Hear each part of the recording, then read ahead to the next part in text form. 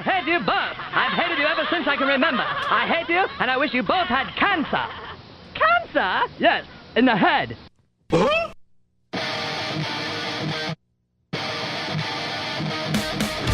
as mad as hell, and I'm not going to take this anymore! Pay no attention to that man behind the curtain! Are you telling me you built a time machine? Out of a DeLorean? This is the Stupid Answer Show. Uh-oh. Sounds like somebody's got a case of the Mondays.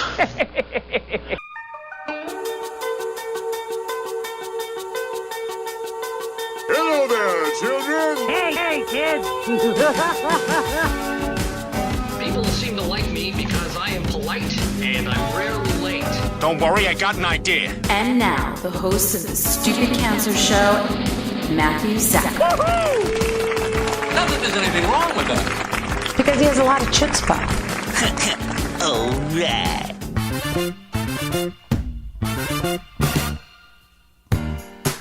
Hello and welcome to the Season 18 finale of the Stupid Cancer Show, episode 393. We are the voice of young adult cancer. I'm your host, Matthew Zachary, a proud 20-year young adult brain cancer survivor, coming to you right now from the Chemo Deck, our fabulous studio in downtown Manhattan. Broadcasting since 2007, the Stupid Cancer Show is a production of Stupid Cancer, the largest charity comprehensively addressing young adult cancer, online at stupidcancer.org. I'm Mallory Rivera, Program Manager and co-producer of the Stupid Cancer Show, welcoming all our first-time and returning listeners. Never miss an episode by subscribing to the podcast on iTunes and following us on SoundCloud. It is not okay that 72,000 young adults are diagnosed with cancer each and every year. So, got cancer under 40? Sucks, huh? Time to get busy, little folks, because the Stupid Cancer Show is changing the world one chemo infusion at a time. We got a special show to close out the season. All young adult diseases suck. It is true. So here on the Season 18 finale of the Stupid Cancer Show, we're diving in to the world of young adult chronic disease. Be it cancer, type 1 diabetes, multiple sclerosis, or in this case, lupus. Stupid Lupus. MarlaJan DeFusco is an ePatient lupus advocate, a blogger behind the award-winning Luck Fupus. Make the most of that. She joins us to discuss the day-to-day and long-term struggles of living with multiple chronic diseases. And a survivor spotlight on Chris Nolze and his family are here to talk about brain cancer, late effects, and what cure really means. And with that, let's start our show. Hello, Mallory. Hello. How are you? Oh, I'm just delightful. How did we get to Season 18? Not sure. So Season 19 will be the last season before the 10-year anniversary of the show. It will. Wow. Yeah, that's happening real soon. I guess that makes sense if there's 2 seasons a year and it's 10 years. Yeah. That would be Season 20. That sounds about right. That's math. Yeah. Basic math. Yeah. Pretty much. I'm excited. We're starting to get some lineup happening for Season 19. No, it's very cool. The show's become a commodity, and it's exciting to be able to share stories on it. Yes, very exciting. So what's going on in the news? We got OMG East and West registration launching in August soon. Yes, that's going to be coming down soon. Very exciting. August, hopefully the second week in August. Yep, so stay tuned. And OMG East will be taking place in New York on September 17th. And OMG West will be taking place at UC Irvine on October 29th. Yes, and we have Italia Ricci and Suleika Jawad as our co-keynote epic. At East. Yes. So excited. Cancer celebrities, we call them. I think the universe might explode that they're both in the same place at the same time, but it's kind of exciting. It is very cool. For those that are unaware, Suleika Jawad is one of the Emmy Award-winning New York Times blog columnist, young adult survivor. An all-around incredible person. Yes, all-around incredible person, who has been a spokesperson for her story and our story and our organization for many years. And the character Italia Ricci, the actress played on Chasing Life on ABC Family, was based on Suleika's character, which was fascinating to see them both in the same room at the same time, first time. Yeah. And now they'll be repeating that again. In front of a room of 150 people. Amazing stuff. Very exciting. And we have unofficially launched today, but technically officially save the date launch today is our fundraiser in New York this fall. Yes. Toast an evening with Stupid Cancer. Come toast with us to 10 years of celebration. Tickets on sale now at toast.stupidcancer.org. Sponsorships are available, and it's going to be really cool at the NASDAQ in Times Square of all places. I know. It's kind of exciting. NASDAQ, middle of Times Square. Pretty amazing. Fun people, good times. And I want to wish Ethan Zahn, another one of our cancer celebrity best friends, who's a two-time Hodgkin's lymphoma survivor with a transplant from his brother. Talk about a great story. Yeah. Just got married. He did. To his longtime girlfriend, Lisa. Who is also a lovely person. And who are Stupid Cancer spokespersons and public speakers at CancerCon. Yes, they are. They have spoken the last 2 years, and they're a lot of fun. I did the math, and I think they're our 8th wedding. In the 10 years of Stupid Cancer, that's the 8th wedding that's happened.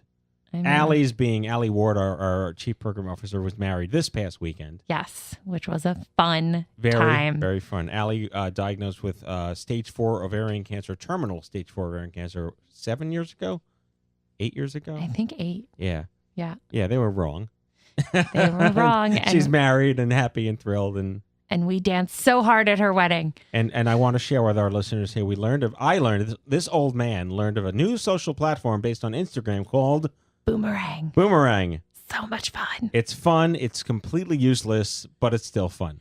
You essentially GIF your own life. It's amazing. Is that the marketing tagline? GIF your own life. That's how I'm explaining it. And it is so much fun when you pull it out at a wedding. Right. And then you take boomerangs of everyone dancing, and it is 4-second clips of just repeating one person, one move. It's great. Highly recommend the boomerang. By the way, speaking of GIF, the inventor of the format that is GIF came out and says actually pronounced GIF. Yeah, I'm never going to change my ways. We've all been wrong all these years. An animated GIF. Which makes no sense because it's not like a giraffic, it's a graphic, so it's a hard G. Yeah. Nope. I will just be wrong forever, and I'm good with that. All right. As long as you own it. I completely own it. That's all that matters. Yep. All right. Well, let's kick off our show here. We got a great family life here in studio. Chris Nolze and his mom and his dad, Angela and Bill. I keep saying Bob, but it's Bill. Chris is an 8-year brain cancer survivor that has overcome numerous obstacles since receiving radiation treatment for his cancer at CHOP Philadelphia and UPenn. He's dealt with several other health issues and had several surgeries. Despite the adversity put before him, he continues to push forward, bettering himself and helping put an end to cancer. That's a great intro, but I met this kid. He's amazing. I can say kid because I'm 42 and he's 21. But please welcome to the show, Chris Nolze and his lovely parents. Hello. Hello. Thank you for trudging all the way across the East River from New Jersey to our fabulous studio here in downtown Manhattan. It's a pleasure to meet you guys. Nice to meet you too. So let's start right out of the gate. 8 years ago. How old were you 8 years ago? I'm doing math. 21 minus 8. I was 12. 12. Yeah, that's kind of math-ish, right? So 12, you're just 12. My kids are 6, so I can see how innocent 12 was, just doing your thing, living your life, being a boy. And then something happened that changed everything. Where did things seem to start going wrong? I started with symptoms that I didn't even know were taking place. I was walking, quoting everyone else around me. I was walking like I was drunk. My head was tilted off to the side. I was getting sick. I didn't have much of an appetite. This started out of nowhere. Yes. And every time I would go to school, the teachers would send me to the nurse's office and were saying that my face was drooping.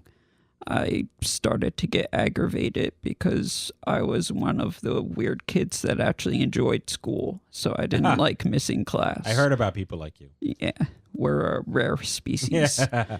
And then my parents started bringing me to the doctors, and before I knew it, I was being airlifted to Children's Hospital of Philadelphia, and I was diagnosed with a germinoma brain tumor. You gotta admit, that's still kind of cool getting airlifted, right? Yeah. Okay. Let's just take that at face value. That's pretty cool. Yeah, I felt like I was in an episode of House. And Hugh Laurie was just watching you. Yeah. Very nice. So, yeah, that's got to be terrifying, right? Extremely. Mom and Dad? Terrifying is an understatement. Yeah. I mean, I speak this because I was 21 when I was diagnosed, and I know from the perspective of a child what my parents went through, but I couldn't know what it was like to be that parent. Would you share with us how topsy-turvy things actually went and what your initial reactions were and where you went? In 2007, Dr. Google really wasn't as terrifying, perhaps, but tell us about that. Well, at first, probably a month or two prior to that, I had Chris back and forth to the pediatrician for sinus infections. Once that got cleared up, he still wasn't getting better. So that's when it was bring him to the emergency room. They didn't really know what was going on. They just felt it was a stomach virus.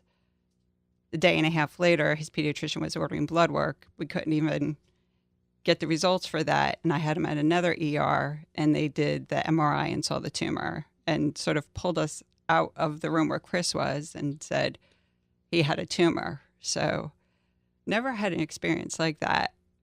It sounds actually interesting that the MRI was scheduled so quickly, that they didn't really delay and say, oh, it's something else, something else, something else. Right. Was that surprising to you that they rushed? They took it seriously? Because he was having a hard time walking, Chris would always yell at the walls. Okay. Because since his head was tilted, right, he felt the walls were moving, and it really actually wasn't him. Mm-hmm. So once we got him to the second ER, right away, they went ahead and, checked to see what was taking place neurologically, and that's when they found it. And they brought us into a private room and left Chris in the exam room. And the ER doctor told us, what was taking place, and they were waiting for the chopper to get there, and they were going to bring him to CHOP right away. So, Chris, was it, at 12, were you aware that, or actually, I assume you had disclosed this to him at some point, or did you go unaware? I wasn't informed until, I believe, the following morning at the Children's Hospital. Was it a relief to at least know it was something? If it's even safe to say it that way? Yes and no. Right. It was sort of like, all right, now what do we have to do from here? Just let us know. And Chris always wanted to know everything. So when the neurosurgeon came in to tell us about the surgeries and what was going to have to take place, I said, no, you got to wake him up. He's like, but it's 5 o'clock in the morning. I said, I don't care. He's going to want to ask questions, and you need to answer them. I can't. So he woke him up and went over everything. It happened right before Christmas. Wow. So talk us through what happened next. A surgery was scheduled, a biopsy. They did. The biopsy was actually done on Christmas Eve. Prior to that, he had another surgery to have the shunt placed in because he had fluid building up. Right. So that took place probably 2-3 days after being admitted to CHOP. That they had to get the fluid drained because he had close to 2 gallons of water building up. Wow. So that's why his head was. That's hydrocephalus? Correct. Yes. So that they had to get that taken care of and get his body calmed down from that. And then a few days later, which was Christmas Eve, they went in to do the biopsy. They were pretty much determined that it was the germinoma, but they just needed to do the biopsy just to confirm it and make sure nothing else was there. Was that based on radiology? They just kind of knew the shape and the location? From what they told us, yes. Right. And what was the location? On the pineal gland. Wow. Okay. That's a serious place. Not that the brain isn't entirely a wholly serious place, but that's a pretty serious place right there. That's what I thought. I was reading that you had a shunt rejection. Yes. So how long did that take for the body to reject the shunt? I'd say as soon as it did what it had to do, my body was basically saying, I want you out of me. Right. And that whole foreign object thing is really not the way biology is supposed to be. Right. Yeah. And the doctors at CHOP did a few revisions. They had to replace the tubing at one point because it got clogged. And then we kept saying something was wrong. The shunt needs to come out. Mm-hmm. I didn't have hydrocephalus anymore. And then we found a neurosurgeon actually in New York.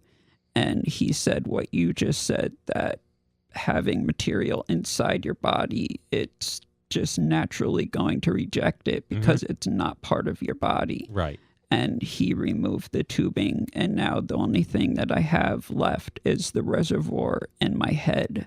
So God forbid if they ever had to tap it to make sure that there's no hydrocephalus reoccurring, it's there so they can easily access it. Do you at least store information in there, like a RAM chip or something?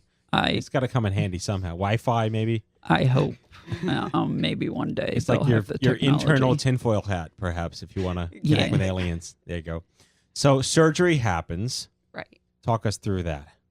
That was to excise, and that was the process over a couple of days. What was happening was the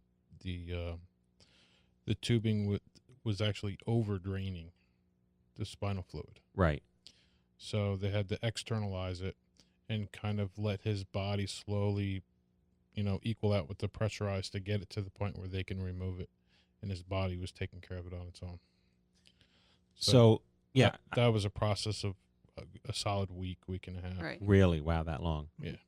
So I remember when my tumor, my symptom when I had brain cancer was my left hand lost all fine motor coordination. That was my immediate. I had other major symptoms, but that was the most acute because I was a pianist, so that was kind of difficult to play. So when they removed, when I woke up in the hospital after the surgery, I could use my left hand again. It wasn't as phenomenal as it used to be. Did you notice right away once you became cognizant after surgery that there was a difference? I personally didn't, but I also don't have much memory of during then. I think I was on too many medications at the time too. Gotta love the morphine drip, right? Yes. Yeah. So parents, did you notice, did the head tilt change or did the gait change a little bit in his walking? Was there any noticeable?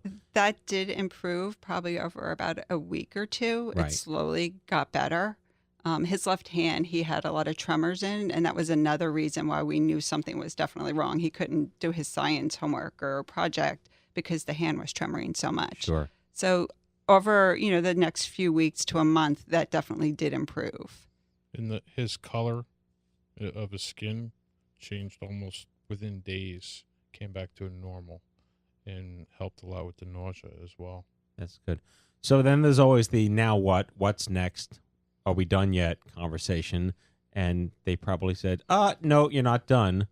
What was that discussion? Well, I wasn't really part of it in terms of the doctor. At first, I believe he only spoke to them, and then it was bring me into the room and describe everything to me as well. And it was, we're going to do radiation treatment for the tumor. I think it was 6 to 8 weeks they were approximating. And it was come 2008, you'll start your radiation treatment. You'll go 5 days a week for the next 6 to 8 weeks.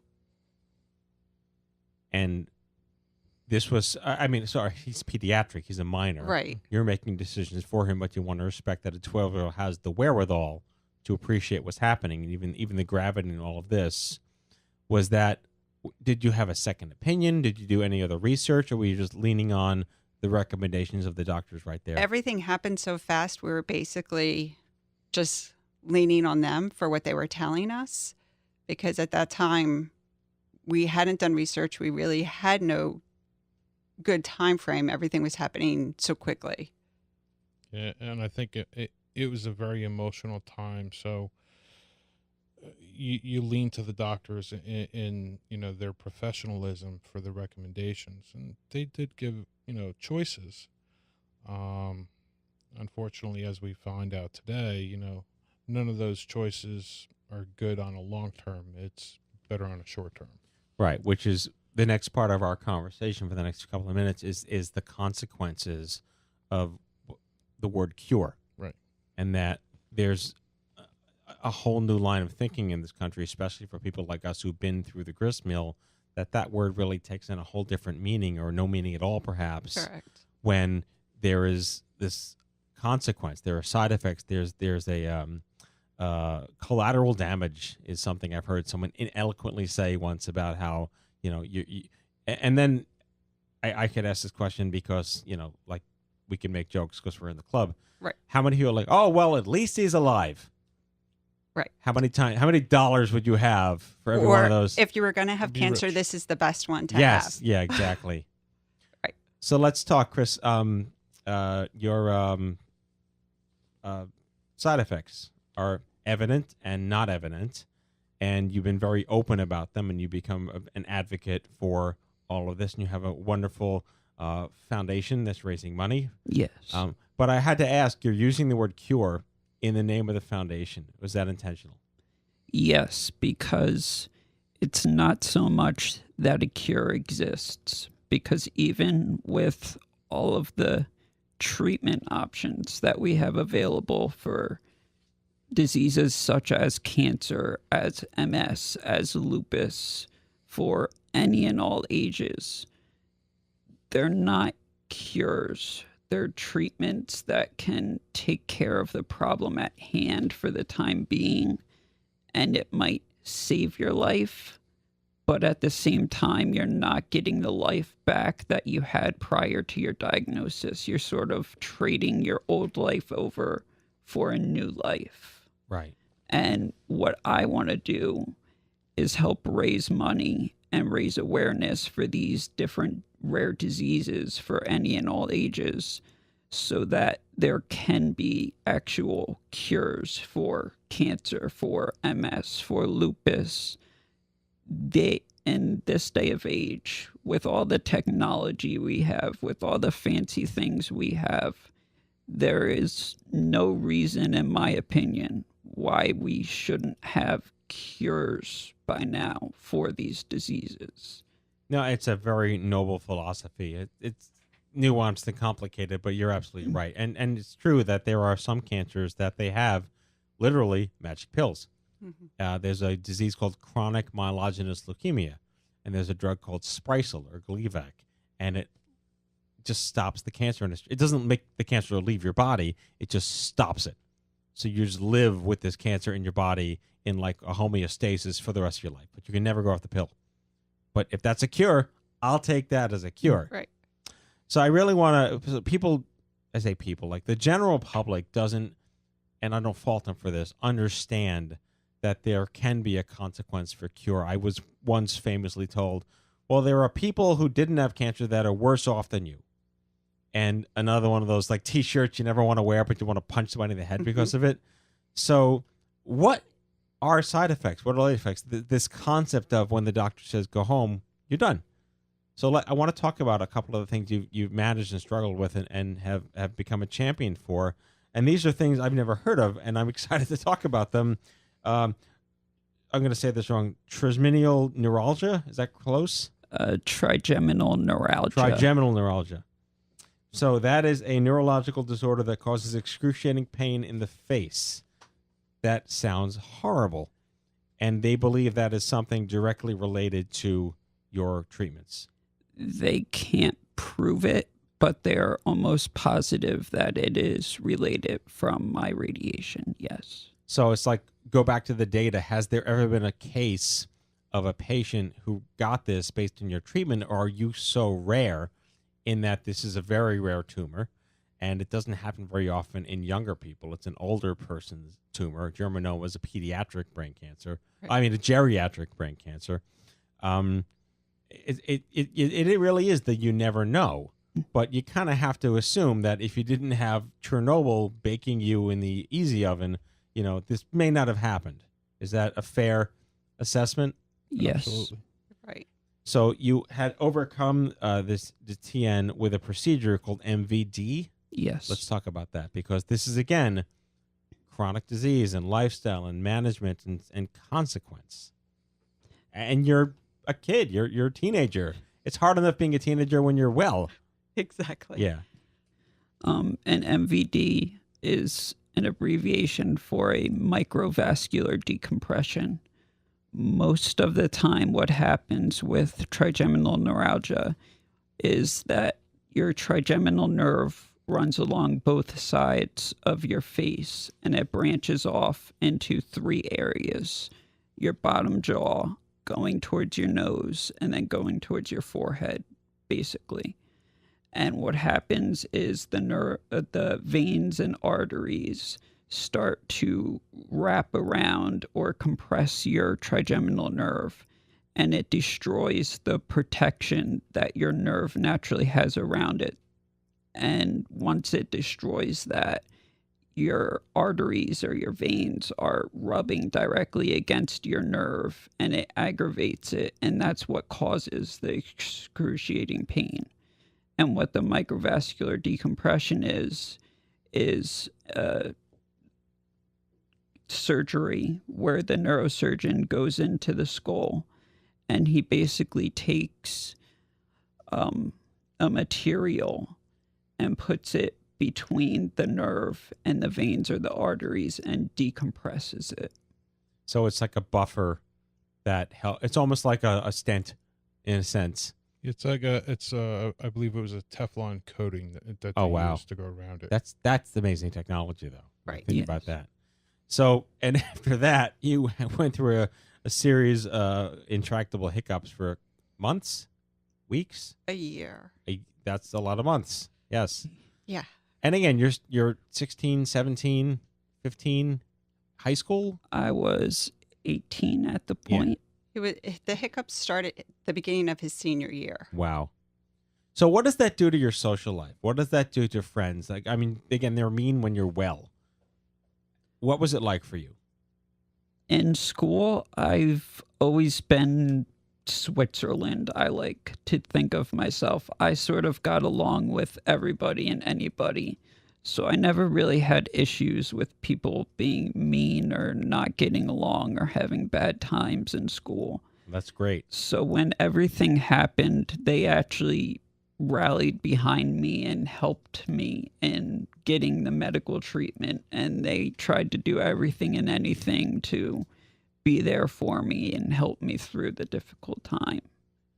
Well, my next question was about your support system. Literally, you have loving parents and you have friends. Where did you get any other support? Did CHOP offer you groups? Were you introduced to other pediatric brain cancer patients or survivors, or mom and dad? Were you introduced to any other parents Nothing. with a child with cancer? None. So no peer support? No.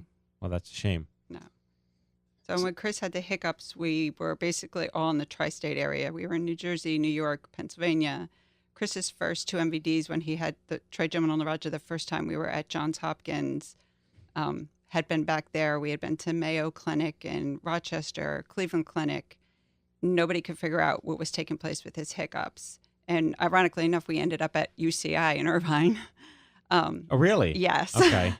And found Dr. Linsky, who right away, said, I could try this, but can't guarantee it. But Chris said, take the chance. I have nothing else to lose. You're my last hope. Well, we have just a minute or two left, but I want to talk about your courage and your bravery. If you had the opportunity, which you do right now with millions of people hopefully listening to the show, what is your message to that young 12-year-old, the next 12-year-old that is given this massive life-altering challenge to face and potentially a lifetime of struggle with courage? What would you like that 12-year-old to know? Don't give up. If you don't like a diagnosis or a treatment option that a doctor is giving you, don't be afraid to go for a second, third, fourth opinion until you find that correct answer. Don't give up. Don't lose hope, because it's only at that point that you truly lose the fight. And really, you just need to push through. You need to be stronger, and you just need to fight. Look to your support, to your loved ones, to your family, to your friends. Let them help you through, and just keep on fighting and don't give up. So last question, how can people learn more about you, your charity, your story? Do you tweet? Are you have a blog, your website? My foundation has a Facebook and Instagram page. It's Chris's Fight for Cure Foundation. And if you just look that up, we give regular updates, motivational quotes, and images on Instagram. And we just try to motivate, help get awareness, and raise money and funds for research. Well, thank you. Chris Nolze, 8-year germinoma young adult brain cancer survivor, clearly overcome numerous obstacles, an inspiration to all of us. And you can learn more about him at the Chris's Fight for a Cure Foundation. Thank you, Angela and Bill. Thank you. Loving parents for joining us here on the Stupid Cancer Show. You get a rousing applause. All right, Mal. And now the news. Hello, I'm Kent Brockman, and this is Eye on Cancer. Just the facts, ma'am. Head on over to events.stupidcancer.org. That's events.stupidcancer.org. Sign up for meetup alerts and never miss a meetup again. If you'd like to learn more about hosting your own Stupid Cancer meetup, visit stupidcancer.org/meetup. All right, we've got events happening in Denver, Colorado Springs, San Diego, and Las Vegas. No one should face cancer alone because isolation sucks. Now you can get instant anonymous peer support on your mobile device today with Instapeer, our free mobile app for iOS and Android devices. Create your account and privately message with fellow patients, survivors, and caregivers just like you who've been there and walked in your shoes. Join our mobile community of thousands right now on your mobile device. Instapeer for iOS and Android. We've launched a newsfeed aggregator on Tumblr for all the articles, blogs, and stories we couldn't possibly have the time to post on social media. Check out what we're reading 24/7 and don't miss a beat. Subscribe at stupidcancer.org/feed. If you've not yet checked out the Stupid Cancer community forums, you're missing out. Join thousands of your peers in a safe and meaningful online environment to get connected, swap stories, learn from one another, and foster the young adult cancer conversation. With hundreds of topics, discussion groups, and issues to choose from, it's a great place to get busy living. Learn more at stupidcancer.org/community. Support our programs and services by heading over to stupidcancerstore.org. You'll feel great and look great in your new Stupid Cancer gear. That's stupidcancerstore.org. Be proud, wear Stupid Cancer. And that is your Stupid Cancer news.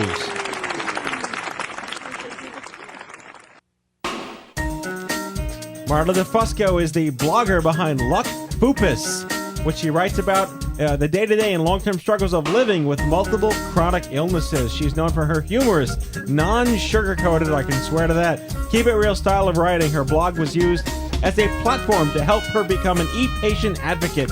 She now travels the country attending healthcare conferences, speaking publicly, sharing her story, educating, and advocating for patients across the globe. It is my pleasure to welcome to the Stupid Cancer Show, Marla DeFusco. There you go. I am so excited to have you on the show. Oh, I'm really excited to be here. Thank you so much. This show, we haven't done a show with this specific title, All Young Adult Chronic Diseases Suck, in a couple of years. And that was one of our strongest shows. There's such a common ground where you're not thinking about, oh, mine is worse than yours, but what do we have in common that we can share and learn and grow from? And it was such a takeaway to have. I think that show was on MS, and we might have done something on fibro back then.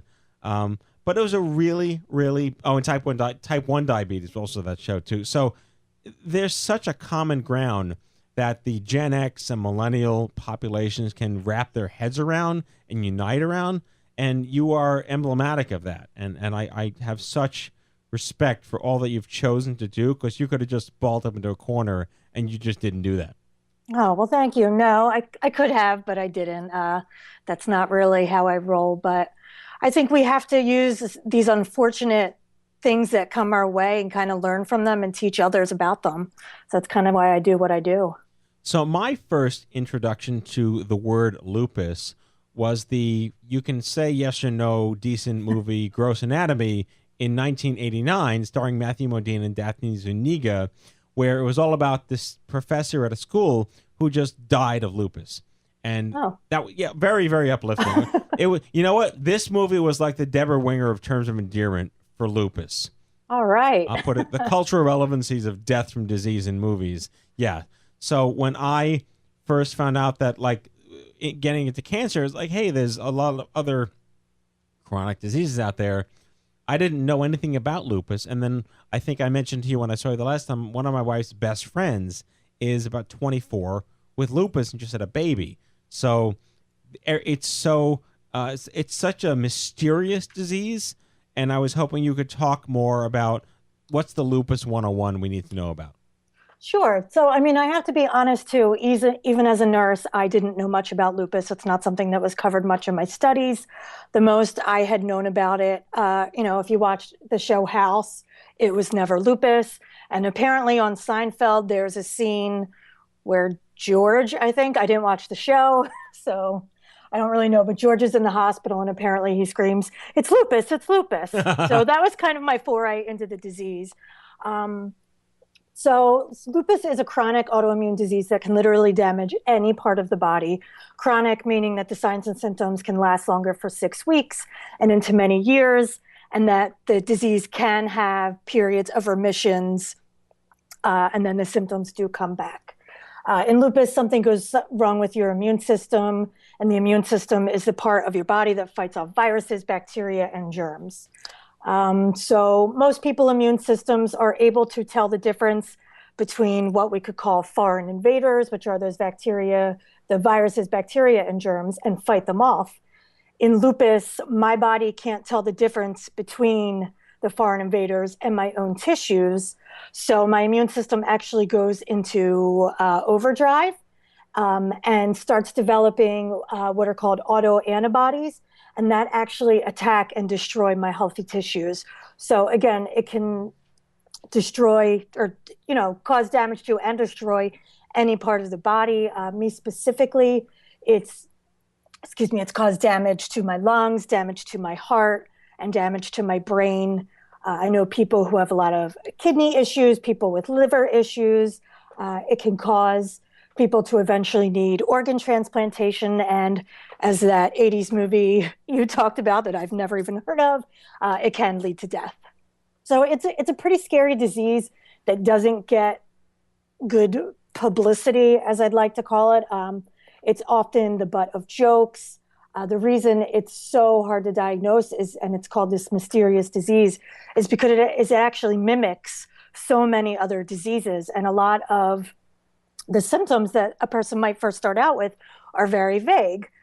Someone might first start out with fatigue. Well, this is 2016 where we are constantly doing 9 million things. If you complain to someone that you're tired, someone will be the first person to be like, "Oh, I'm tired too." It causes a lot of skin rashes, which, can cause rashes on your face, on your arms, anywhere on your body that's been in the sun, a lot of vague things. So it is really hard to diagnose, and there is no one test that can give you a diagnosis.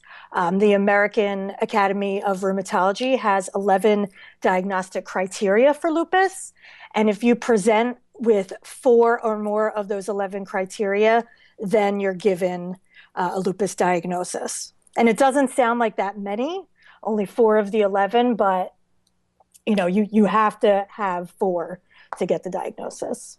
So let's talk about how you are a nurse, and talk about a niche market of healthcare professionals who themselves get chronic diseases. It's crap, I tell you. I have a friend named Eric Galvez. He was a doctor of physical therapy, and he got a brain tumor and became paraplegic, partially paraplegic in a wheelchair. And he wrote a book called "When a Therapist Becomes a Patient." So what's it like when a nurse becomes a patient? Well, so the funny thing is I always have this running joke that I drew the short straw in the family gene pool.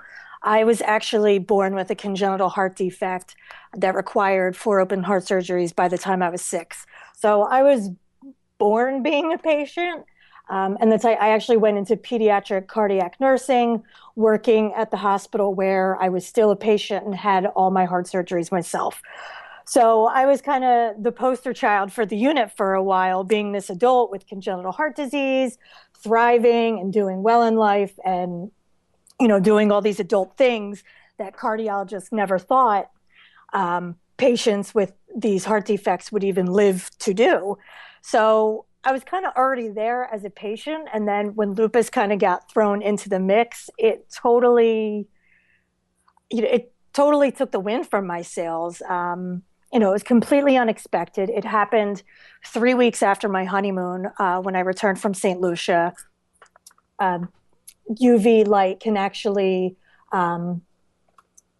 cause lupus flares. And my rheumatologists now think that it was my honeymoon being in the sun in St. Lucia is what caused my first initial lupus flare, which is awesome. So again, I was kind of already a patient in that nursing patient, I've been there, done that. But again, this was something that I had never dealt with, not something I really knew anything about. So it really did still kind of, just turn my life around and change, turn everything upside down as far as how I was as this nurse turned adult patient. So when a HCP goes to see another HCP, is it a completely different engagement in terms of information sharing and knowledge and resource literacy? It can be. I try not to let anyone know. Like if I go to the ER or, when I'm even just getting worked up in one of my offices by the nurse, I try not to say, hey, I'm a nurse, because I feel like they do treat you differently and they don't always necessarily take time to explain things as thoroughly. Just because I'm a nurse doesn't mean I'm an expert in everything. It is good because when I do research articles and read things, I am able to, kind of go through what's reputable and what's not. And I'm able to understand some of the jargon a little better than a normal layperson. But I really try not to say, hey, I'm a nurse before before a healthcare provider starts talking, because I feel like they'll kind of not necessarily treat me on the same level, but again, overlook some of the things that I actually have questions about. You mentioned your honeymoon. Let's talk about your husband and the relationship and what is it like to be in this sense, is it considered a caregiver or great guy, or how does that work? Well, or a little both? So I'm currently separated. My husband, we've dealt through a lot in our 8-year marriage, and it's been really hard on our marriage, obviously, because it started 3 weeks in, and we've had ups and downs. We've gotten through a lot of things, but I think ultimately it could have been what, unfortunately ended the relationship. I'm not saying it's completely over. We're separated, but it really did put a wrench into my marriage. Well, that doesn't happen to everyone. I know that, but no. But my comment in that, and I apologize for not knowing that in advance. That's okay. Is that relationships can be a litmus test. Relationships are really put to the test when these types of things arise. And I have horror stories of other friends in our community whose wife or husband or partner literally walked out the door when they told them they had cancer and never came back. Yeah, I mean, gratefully it wasn't anything like that. He's supportive. He's wonderful. He did everything he possibly could for me. I have nothing but wonderful things to say, but I think it really did take its toll on our relationship. And, you live and learn from that. So what is currently the treatments for lupus? So unfortunately, there is, as of 2010, the first FDA-approved drug specifically for lupus came out, and that was over 50 years since the last FDA-approved drug, which was aspirin. So that is called Benlysta, and that is, I don't want to call it chemotherapy. It's a biologic drug, which, if you're not a medical person, it does the same thing. It suppresses the immune system, which in lupus is what you need, because in lupus you have an overactive immune system. I do take types of chemotherapy. I take methotrexate, which is a common drug used in different types of cancer. I take the immunosuppressant Imuran. I take methylprednisolone, which is a type of steroid. I'm on Plaquenil, which is an anti-malarial that helps with some of the joint and photosensitivity issues in lupus. Oh my goodness, what else do I take? I take blood pressure medication more to, not because I have high blood pressure, but more to protect my kidneys from inflammation due to the lupus. Unfortunately, there's not a one size fits all drug for anyone that has lupus. I'm on a pretty potent immunosuppressant regimen. Some with mild lupus only take Plaquenil, which again is that antimalarial I mentioned. Some just take a low dose steroid. Some people just take a low dose baby aspirin every day. Again, there isn't this one, super treatment that works for everyone. But lately in the news, especially when Selena Gomez came out, that she said that she had lupus and that she was treated with chemotherapy, a lot of people were like, kind of assuming that lupus was a type of cancer, which it is not. And a lot of people, even health professionals I know, were, wondering why chemotherapy was being used for the treatment of lupus. And I always say it's the same drugs. I've had medical professionals, when I've said I'm on methotrexate or my port is for chemo infusions, they're like, oh, you have cancer. And I say, no, I have lupus. And they look at me and they're like, why are you on chemotherapy? And I say, because of lupus. And again, they're, oh, but you also have cancer. No, I have lupus. And then they'll say, but you're not on chemo, like real chemo. And it's insulting, not only because I feel like it kind of insults my intelligence, because I do know, the type of treatments that I'm getting, but it's insulting that people are even, obviously I'm not downplaying cancer, but people are always like, well, at least it's not cancer. And people don't realize that we do take a lot of the same treatments that people with cancer do take. Well, you read my mind, because that was going to be my next aha moment, is that you mentioned that you're on chemotherapy, which is only associated with cancer. And yet, as you pointed out, lupus is not an oncologic or hematologic disease. Correct. And I'm reading here, and I think I did some research on this before. There is now a link potentially between lupus and cervical cancer, because it's the gift that keeps on giving. It is now, as I said, I drew the short straw. In 2010, I was diagnosed with type 1A1 cervical cancer. So it's a very, I call it like cancer light. I went in for a regular pap smear. There were some abnormalities. I had a cone biopsy done to remove the abnormal cells. And that's when, I found out that those cells were malignant. It was a very small area of cancer in type 1A1. The cancer area is less than 3 millimeters deep and less than 7 millimeters wide, which is 1/8 of an inch by 1/4 of an inch. So I'm very lucky. I always kind of joke that, my doctor kind of did a scrape and removed the cancer cells. The funny thing is when I do fill out medical histories for new doctors, I almost forget to write that down, because it's not something, by the grace of God, that was ever, I really needed to be treated for. I had this one procedure. Now I get, frequent checkups with my gynecologist. And, it's kind of this thing I had that kind of, I had that procedure and it went away. And it's not, luckily, something that I have to think of on a day-to-day, on my day-to-day, as I'm like taking my millions of pills for lupus. But yes, as I ramble on, there is a link between cervical cancer and lupus. There was a study done in Sweden not too long ago, conducted of 5,000 women that were living with lupus. They enrolled in this study, and one cohort was treated with those first-line antimalarials that I told you about, which is called Plaquenil. And then another cohort that has their lupus treated with aggressive immunosuppressants versus the general population. And it was found that those treated with the aggressive immunosuppressants did have a higher likelihood of cervical cancer. It was in a YouTube video, and they had another link to the article itself. And of course, I don't have it pulled up. But it did show this link. Now, the problem is it the lupus itself that leads to this cervical cancer? Because, lupus does affect the immune system. So is this crazy immune system allowing, the abnormal dysplasia cells, to multiply and later become cervical cancer? Or is it the treatment itself, the immunosuppressants such as the Imuran, the methotrexate, the Benlysta? I could go on and on with the types of immunosuppressants that treat lupus, but is it actually the treatment that leads to this.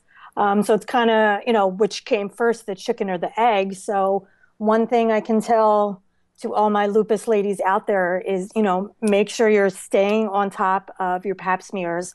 Unfortunately, a lot of insurances now aren't paying for a yearly annual pap smear, which is just crazy in and of itself. But hopefully, if you have lupus and, your insurance company isn't paying for this, you can have your doctor, write a letter or, do something to make sure that this is covered, or go to Planned Parenthood, where luckily these services are free. So you're online. You've chosen to take a very vocal role in this chronic disease. Luck Fupus, which I think no one needs an explanation for what that is. You have 1,100 followers on Twitter. You are a very popular and in-demand speaker and public advocate. And we talked before the show that you were just got into Stanford MEDEX advocate. What's the title again? I'm going to be a Stanford MEDEX ePatient scholar. That's phenomenal. Oh, thank you. To be honest, I didn't really know too much about it. I know a lot of other patient advocates I've met, in the circuit have been participating in the Stanford MEDEX conference the past couple of years. I had someone reach out and say, hey, you should apply for this. I think I applied with maybe 10 hours left before the application deadline was due. And I just found out last week that I was chosen. So I'm going to be working with a social worker from the Compassionate Care Coalition of California. Little shout out to them. They're wonderful. Hi, Liz. She's a brain tumor survivor. I have to throw that in too. But I'm going to be working with a social worker from there. And I'm going to be presenting how precision medicine can be a wonderful thing with adolescents and young adults who have chronic illnesses, and how precision medicine can help them transition to adult health care. So I'm going to be writing a paper on that and presenting it while I'm there. I don't suppose I'm the first person to mention this, but there seems to be a theme of 80s hits on your blog. With the titles of some of your posts, a little Lionel Richie here. Oh yeah, Heaven or This Could Be Heaven or This Could Be Hell. Little was that the Eagles? The Eagles, yeah. You're got Hello is it? Oh, that's Lionel Richie. Take These Broken Wings and Learn to Fly. So let's hear from the boys. So what drives your content? Is it just spur of the moment? You plan it? What is it you're trying to share? Are there themes? So as I just said that I waited 10 hours before a deadline to submit an application, I'm the worst procrastinator. I have a lot of health blogger friends who plan posts 2 months in advance, and that is not me. As you can see, I think it's been 2 months since my last post. I kind of just, as I get ideas, as things come into media, whether it be, research articles or new findings, I kind of post as I go along. My blog started out, really as a means for me just to vent about the disease itself. I started it almost 5 years ago when I first went out of work on disability. I was pissed off at the world. I needed some kind of outlet to vent to, and that's how my blog started. And maybe a year and a half later, people started reaching out. I honestly didn't think anyone but my mom or my sister read it. And people started reaching out, saying, hey, I have lupus. I get what you're saying. I love that you're putting it out there, and saying what I want to say and how I really feel about the disease. And from there, it turned into, sharing articles, sharing research. A lot of the issues with lupus are rashes on your faces, sharing different cosmetics that are really great for covering those rashes, just things that really pertain to the lupus community in general. And that's really kind of been my driving force. But again, why is my computer making noise? Sorry. Again, I don't really have a schedule. It kind of, when ideas come to me, I kind of just start writing and go from there. I'm more of a write and post right away kind of girl than a write a post over a week or two and go back and edit kind of person. So let me spend the rest of the interview talking about isolation. That lupus can be a very lonely disease, and you're not the first person I met from the chronic disease community. I met Amy Tendrick from Type 1 Diabetes, and there's a group called Jimmy Insulin in Chicago, and the MS groups for young adults. And they're all like, well, stupid cancer, why can't there be a stupid lupus? Rhetorically, what is it like to be young with lupus in America? Is it lonely? Is it isolating? Because, if you're living with, or you want to get pregnant, you want to date, like, how is the life? Tell us about the life of a young woman with lupus. So, one, it's isolating. I'm sure you've heard of Christina Miserandino. Yes. She's, the founder of the spoon theory, but you don't look sick. That's one of the, not that I want to look sick, bleeding out my eyeballs, but it's one of the most frustrating things about lupus. Like, some days I look great and I feel like a truck ran over me, and people, see you physically and think just because you look great that you must feel good. And I don't think people come from a place of malice when they say that, but people don't realize that it really is a debilitating disease that, puts you in bed for weeks at a time. So it's isolating. It's a disease, like I said, that doesn't get much publicity. When I lost my hair, lupus can actually cause hair loss. I lost all my hair.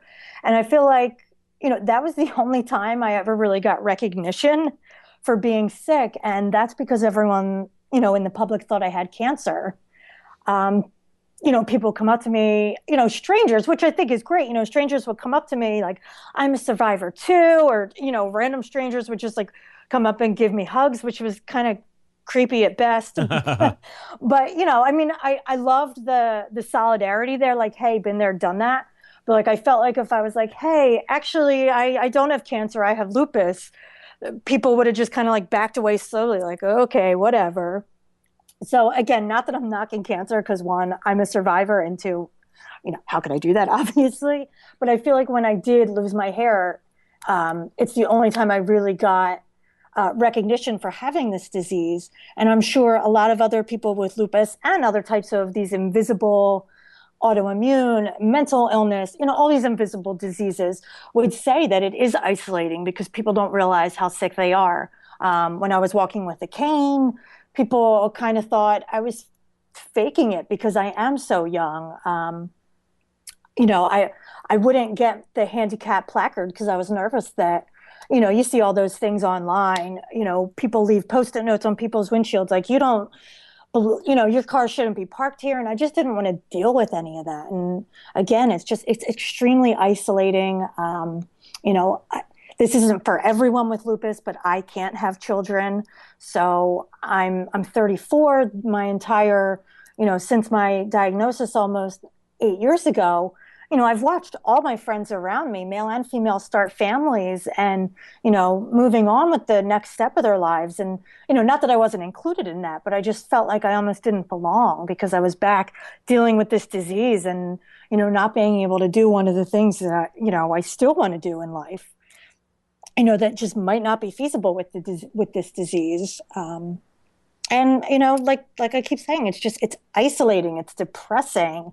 It's so many things that I can't even articulate, but it's not easy. If we're just going to put it that way, it's not an easy disease. Well, it speaks to the narrative we're trying to share on this podcast, which is that all young adult chronic diseases suck. They do royally suck. Yeah. Well, you are, take this for what it's worth, you are a shining example of hope and courage and optimism, even though you're talking about reality, because that's what people need to know. It's not all glory.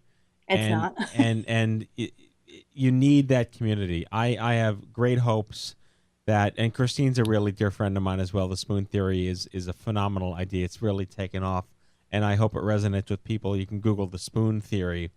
But Marla DeFusco, young adult lupus survivor. Do you guys use the word survivor? Is that a stigma, or is that something that is part of the community?